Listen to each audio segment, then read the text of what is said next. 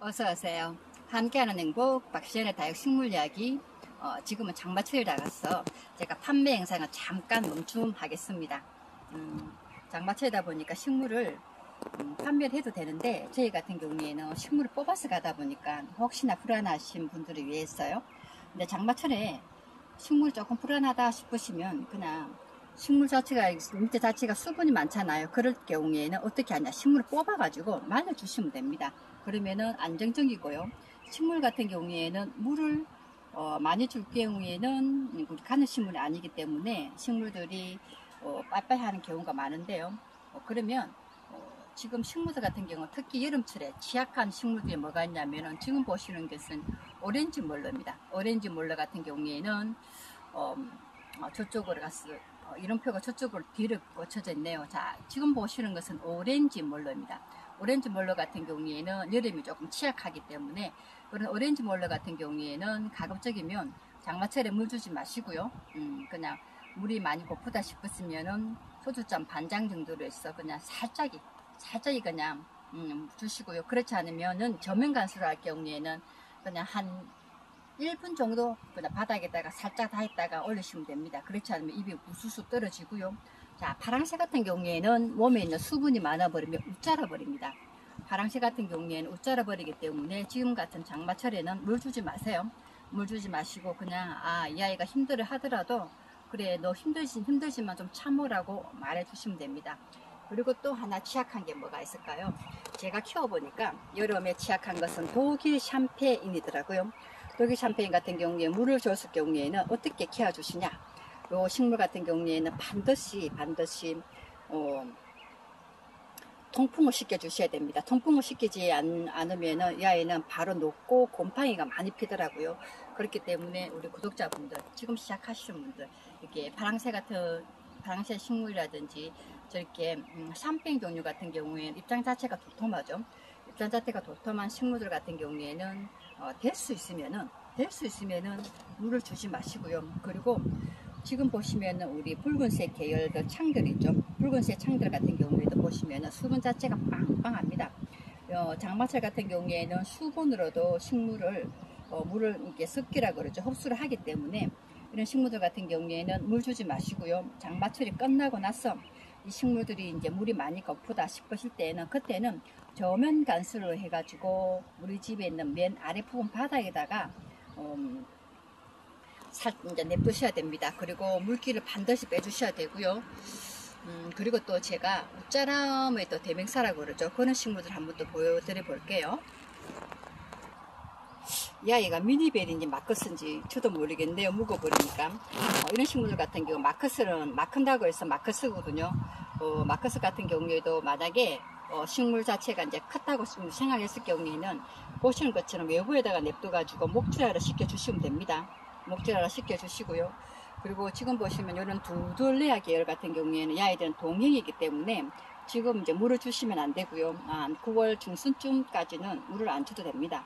만약에 이 식물들이 두들레아 계열 이런 종류라든지 지금 보시는 레드 빛이라든지 에둘리스 같은 경우에도 두들레아 계열이거든요. 이런 식물들 같은 경우에도 여름에 내주겠다 그래도 주시지 마시고요. 하엽정리는 우리 이제 부지런한 어머님들 지금은 두들레아 계열은 하엽정리 하시면 안 됩니다. 두들레아 계열을 그냥 보기 싫어도 냅두셔야 됩니다. 이 아이들 식물들 내가 이게 다른 아이들도 다 이렇게 하엽 정리를 했는데 요 식물들도 내가 하엽 정리를 해야지 하고 하엽 정리를 하시면은 뭐가 단점이 되냐면은 입장 있죠. 여기 줄기가 약해집니다. 줄기가 약해지기 때문에 지저분해도 두들레아 계열은 절대로 하엽 정리 해주지 마세요. 하엽 정리를 하시면 안 되고요. 그러면은 우리 식물들 그리고 두들레아 계열이라든지 그리고 또 이제 동행이 식물들이 요 아이들 우리 이제 요 종류죠. 법사 종류들 지금 보시는 것은 로즈 헛법사고요. 로즈 헛법사, 이 아이가 로즈 헛법사죠. 요 여제가 로즈 헛법사, 일반적인 헛법사, 달마법사 이런 종류들, 게시미어 캐시미어 같은 경우에도 동행입니다. 동행이기 때문에 아마 우리 집에서 보시면 입장이 이렇게 많이 떨어질 거예요. 입장이 떨어지는 이유가 이 아이들이 지금 이제 나는 물이 필요하지 않아. 9월달 찬바람이 불 때까지, 그때까지 나 좀 잠을 좀 재워달라고 하는 신호이기 때문에 이 식물들 같은 경우에도 잠을 잔다고 해서 물을 아예 안 줄 수는 없잖아요. 그렇죠? 이 아이들이 식물이 시들시들 할 경우에는 어떻게 하냐? 그냥 물 가볍게 그냥 물을 그냥 가볍게 해서 물을 주시면 됩니다. 제가 앞전 영상에서 물은 이렇게 해서 주세요라고 해서 제가 보여드렸던 거 있죠. 그렇게 해서 물을 주시면 되고요. 그리고 여기 뭐 염자 종류 같은 경우는 워낙에 잘 크기 때문에, 그리고 입장이 얇은 식물들도 지금 보시면 이런 종류죠. 양진 같은 경우에는 입장이 얇습니다. 입장이 얇은 식물들 같은 경우에는 장마철만 잠깐만 얘들 물을 이제 주지 말고요. 단수를 시키시고요. 그리고 연봉이라든지 연봉 같은 경우에도 온도가 너무 높아버리면, 물 주고 나서 온도가 높아버리면 입장 자체가 후두두 떨어지기 때문에요. 이게 날씨가 더운 날은 물 주지 마시고요. 또 하나의 또 그죠? 우리가 많이 키우는, 지금 보시는 것은 방울복랑 종류죠. 방울복랑, 폭비 방울복랑금. 이 아이들은 동행이기 때문에요. 될 수 있으면 여름에 비가 많이 온다든지 습기가 많이 찼을 경우에는 물은 주시지 마시고요. 온도 자체가 높아버리면 입장이 후두둑 떨어져 버립니다. 그렇기 때문에 우리 집에서라든지 한 풍기를 틀어가지고 선풍기라도 180도로 돌려서 이제 아래 위층으로 해서 바람이 통풍이 잘 통할 수 있게끔 해주시면 되고요.